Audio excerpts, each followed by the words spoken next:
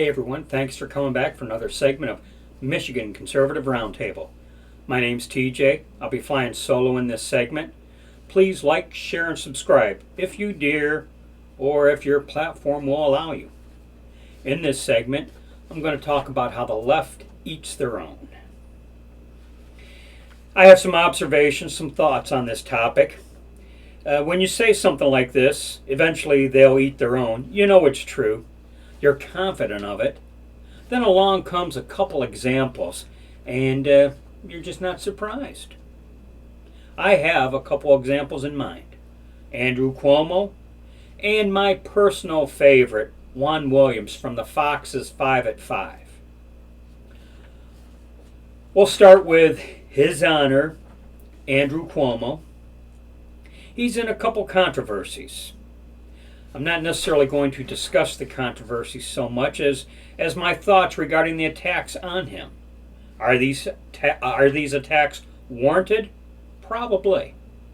Did he send the elderly into senior facilities, putting them at higher risk of dying from COVID-19? I think so. Did he make unwanted sexual advances toward women that worked beneath him? My guess is yes. What I find interesting is the fact that not even a year ago he was the darling of the Democrat Party. And today he's, well, not. Unless I'm missing something, the Dems seem truly out to get this guy. This guy they held in such high regard, while at the same time demeaning Governor DeSantis of Florida. Of course they eat their own. We're talking about a state that's celebrating the termination of the unborn. They celebrated it, if you remember, a couple years back. As to whether Andrew Cuomo survives these attacks, I don't know. I honestly don't care. Whoever follows will most likely be of similar ilk, and in the grand scheme of things, you wonder, will that even matter? It matters to the extent that New York, along with California, would prefer to dictate to the rest of the country how we live. I couldn't help think back on the ridicule Mike Pence endured when he made the comment he would never go to dinner with another woman unless his wife was present, and the ridicule he had to suffer for that. Next, let's take Juan Williams, the man who wasn't liberal enough for NPR.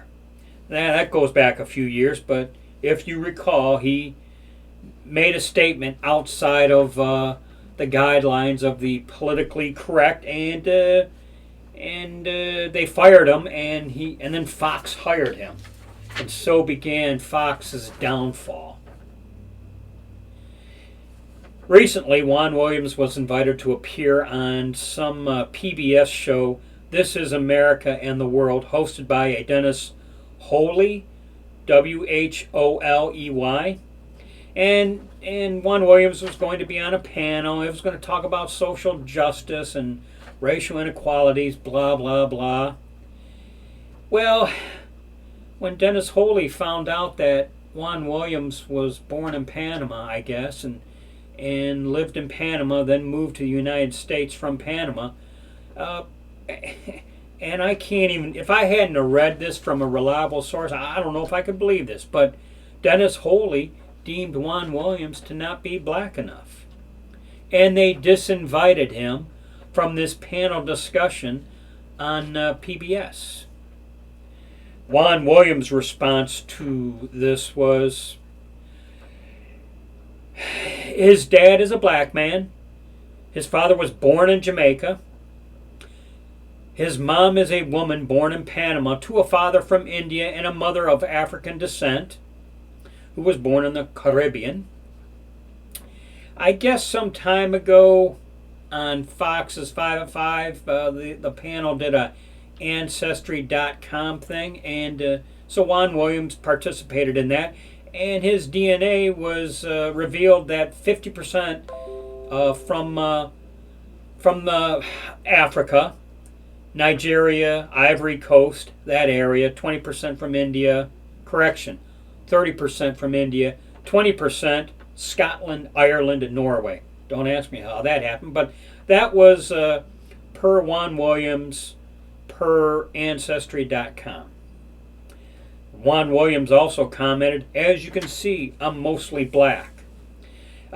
He grew up in Brooklyn, so he knows his way around that area out of the lot of stereotypical boxes or whatever he said. Sounds to me like Juan Williams is arguing that he in fact was black enough to be on that panel. This is poetic justice, if you ask me. They eat their own. All you got to do is consider all these communist countries, dictatorships and whatnot. You know, when Stalin took over, he purged Lenin's guys. Look at North Korea. Every time they change dictators, they purge. Communist China isn't a whole lot better either. It's my hope that as they consume their own, they become weaker. And however long that takes, I hope we survive beyond that. These are just some thoughts from an old gray-haired white dude. As always, stay safe, watch your six, and don't tread on me.